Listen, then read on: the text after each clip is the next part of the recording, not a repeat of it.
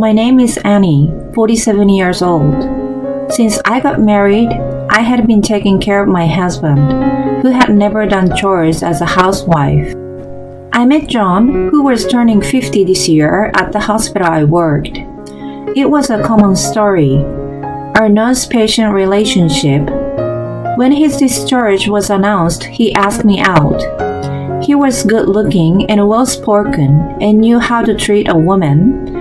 I was still naive back then and immediately fell for him. We had smooth sailing into the marriage afterward. Unfortunately, we weren't blessed with children, and our conversation diminished later in the marriage.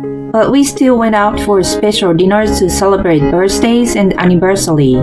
We weren't lovey-dovey, but an ordinarily middle-aged couple. Again? I sighed disapprovingly in the kitchen. John had been coming home late these few months. He often went to work on weekends too, so our barely existing couple time was becoming non-existent. I stared at an empty notification on my phone. He looked tech-savvy, but he was actually lagged behind and used a senior phone, which of course had messaging apps, email, and call functions. He didn't even have a Nokia before, but he willingly decided to get a smartphone, saying it must have been inconvenient for me. He wanted to master the phone, so he was training himself even in the bathroom for the first 6 months. Considering that it was a waste of the phone if he didn't use it for the purpose. Not hearing from him didn't mean I could go ahead and finish my dinner. He would have no doubt said, "Where's my dinner?" On the other hand, if I prepared food, "I already had dinner." It was a dilemma. I didn't mean to complain to a husband who came home exhausted from work. It was just a bit sad to have the leftover for my lunch the next day when I cooked it for him with love and care. One day, I got into our car to go shopping. It was normally used as John's private property, which he took to work on weekdays and sometimes on weekends, so I rarely had a chance to drive it. He was unusually at home that day. While he was still sleeping, I planned to drive a supermarket that was having a big sale far out of town. I switched on the navigation and was stunned to see the list of histories. What the heck? Cafe Kitty and Sunrise Aquarium? Wait a minute, I've never been to those places. Moreover, it had been a month since I was in the car last time. I felt the cold sweat running down on my spine.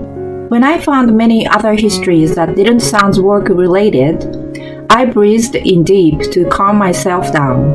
I took a picture of the screen with my trembling hands. It was 8 a.m. John had come back wasted from a business entertainment at around 1 a.m. He was still in his deep slumber, snoring away. It was the only chance. I liked watching crime dramas, and my favorite characters were crime scene investigators. I pretended to be one and bent over to check under the seats and trash meticulously. I found a long string of curly brown hair and a tiny gold earring in a crack in the seat. Yes, secured, not my hair. I kept my hair short, which was easier to take care of, and John and I didn't have our ears pierced. I felt too anxious to drive, so I canceled shopping. Once I returned inside the house, I started cooking like nothing ever happened. It had been 20 years since I became a housewife. I normally prepared 2 types of breakfast, ironed John's shirts and handkerchief, polished his leather shoes every night, and cooked a healthy dinner and etc. I had mastered everything he wished me to do, yet he betrayed me. I was humiliated and didn't want to believe it.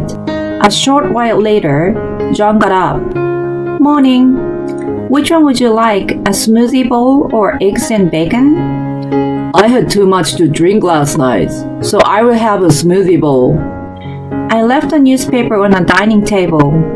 I served breakfast in front of him, who was reading the papers with a TV noise in the background. I go through the trouble of preparing 2 different meals. What a nice wife I was. It was a usual breakfast scene. I sat down across from him, pretending to be calm. Can I borrow the car today? I want to go to a supermarket out of town for the big sale. Are you sure? You haven't driven for a long time. I will be fine. I will use the navigation. I don't trust you. I will go instead. I smiled at him, who spoke cautiously as if he was choosing the right words. Let's go together then. Okay. I will clean the car after I finish here. You get ready. He folded the papers haphazardly and gulped his breakfast in a rush. He was still wearing his nightrobe when I saw him run out of the house.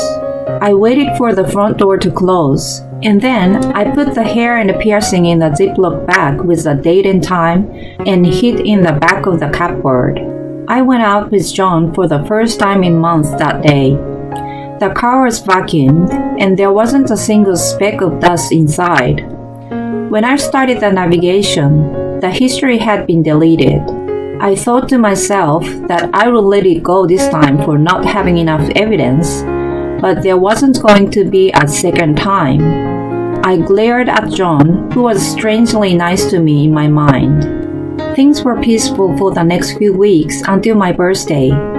It was when the unexpected happened. John was going to get off of work early, and we were supposed to have dinner together.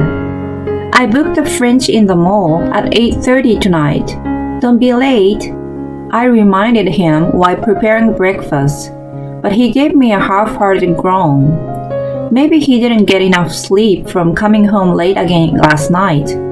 Since the shopping day, he must have reflected on himself because he started letting me know when he was going to be late. Thanks to that, I stopped having a dilemma about his dinner, but the lateness remained the same. It made me concerned about his health from overwork. I dressed up for the occasion and went out to the restaurant at night. It was located about 15 minutes by taxi and was at the quiet corner on the upper floor of the mall. I was seated in the back by the large window looking out to the parking lot. I texted John and then ordered an aperitif. He didn't reply to my text. After 30 minutes of waiting, I finally called him. When he answered after ringing for a while, he sounded bothered. Yeah, what's up? Hey, where are you? I texted that I was waiting for you at the restaurant. Oh yeah, my bad. I'm slammed at work and can't make it.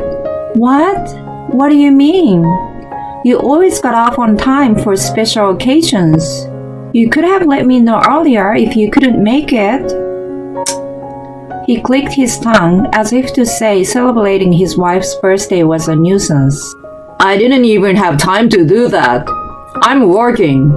Unlike you, who is at home doing whatever you like. Anyway, I can't leave tonight. Cancel the dinner. Got it? Bye. Wait a minute. When I was about to hold him back, he had already hung up on me. It wasn't any day but my birthday.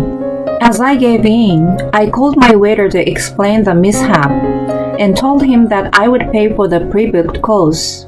He kindly suggested having dinner alone and just paying for myself. As I contemplated, my phone pinged with a text from John. Did you cancel? I was upset with a one-line text without an apology. I sent back a bitter reply. Yeah, just your part. Then I turned to the waiter. I will take up on your suggestion, please. Even if I went back home now, there was nothing to eat. Since it was a hump day, the restaurant was only half full. I decided to enjoy my birthday French dinner alone in quiet. I even planned to post my complaints and pictures on social media then. I had been just looking through it almost every day, but that's how it was supposed to be used. John had no interest or knowledge in social media, and it was frustrating sometimes, but I was glad then he was not good at IT in general. I enjoy a beautiful course, tasting every bite and swallowing down with my frustration. I stared out of the window with a tipsy eyes, just looking at the cars in the parking. Then I saw a familiar one among them, John's car. A stranger walked toward it. I was totally stunned by what my eyes saw in the next few seconds. An elegantly dressed young woman with an unmatched supermarket echo bag and long curly hair got in the car so naturally. The alcohol in me evaporated in a second. I scurried to record on my phone, but it was too late. The car drove away in the opposite direction from our home. There was a strip of bars and an old bowling alley in that direction, and also a motel. My anger started to simmer. It was a moment that turned what had been vague to clear. My phone got a ping. John wrote, "I will be back in 2 hours. No need for dinner." It was a familiar message, but since I caught the scene, it just angered me even more. I should have made him sorry the other day. It was my fault for giving him a benefit of doubt. I quickly paid my bill and got in a taxi to home. I tried to call John several times, but he never picked up. I texted him to come home soon, and as soon as I got back in the house, I threw my phone on the sofa. I waited for a while for him. Then he finally showed up carrying his usual demeanor and passed me a supermarket echo bag. Hey, sorry to miss the dinner. This is for you. Inside a big bag, there was a piece of cake with a discounted price tag. If it was normal time, I could have laughed, but I was fuming instead. What were you doing? I was working. What kind of work is picking up a young girl and driving away? What? I threw back the bag with the cake at him. I went to grab the Ziploc from the cupboard and then shove it into him. I found these in your car. You are cheating on me. I want a divorce. He was flustered, and I was determined to get the truth. But I was astounded by what he had said next. What are you talking about? Where is your proof? What? Here, this is. And? He shouted at me so loud. I flinched, to which he grinned as if to say he won. I guess these were from the colleague I gave a ride to once. What I'm asking is if you have evidence that I'm having an affair. I saw unusual histories on your car navigation. I took a picture of it. And I saw you tonight. I only canceled your part and had my dinner there. I saw from the window your car picking up a woman in the parking. He deliberately let out a long sigh. What you saw on the navigation is from when I was looking for a place to take you. And our car you saw wasn't mine tonight. Yes, it was. Show me your proof. If you insist, you must have a picture. No. The moment I hesitated, he punched a wall. You get hysterical and accuse me of cheating when I'm so tired from work. And even disregard me for doing the least I can do. How can you be like that without concrete evidence? You should be ashamed of yourself. His outburst left me speechless. Seeing me stunned, he sat back on the sofa as if he was done with it. I'm not giving you a divorce. I want to take a bath. Get to it now. You better not forget to polish my shoes too. Fine. I knew it was pointless to argue with him. As soon as I turned my back to him, I heard his chuckles. The 20 years we got built together were falling apart. At the same time, my feelings toward John were freezing. I could only feel my anger and frustration. I carried out the tasks he had demanded in silence, and then, when he had fallen asleep, I packed basic things, took a spare key to the car, and left the house. It was dawn when I got to my parents' house. I explained my situation to them, who welcomed me back without a question. A few hours after I arrived, John called me. You, where are you? You're the worst wife, just taking off like that. It wouldn't have happened if you weren't having an affair. Drop it. I'm not divorcing you. Come back now. You are supposed to take care of me for the rest of your life. Something in me exploded.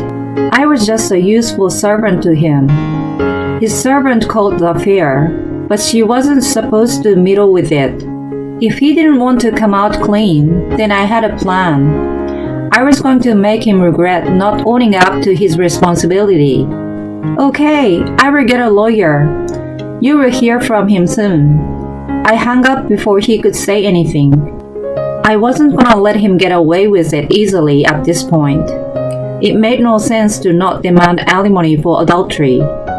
I squeezed my phone tightly and called an office of a private detective. The day of the arbitration arrived a few weeks later. Of course, I had prepared well with my lawyer for this. John, on the other hand, was going to present himself.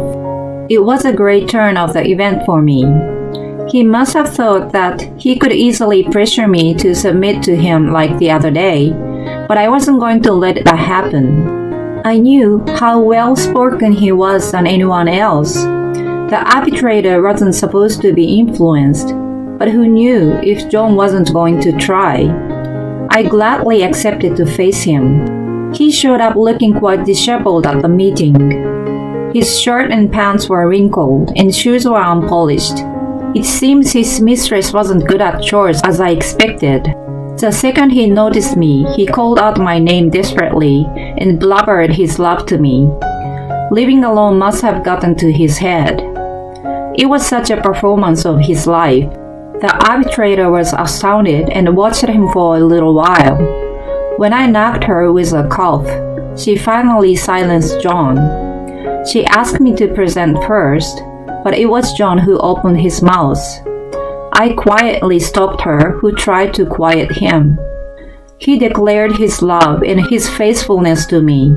He never cheated, was in love with me, and we always celebrated our anniversary over a special dinner. John's tearful plea was mixed with fact, which made it sound somehow realistic. I was quite annoyed. When the arbitrator finished with John, she turned to me. Now, can you please present your case? There was untruth in John's claim, his adultery.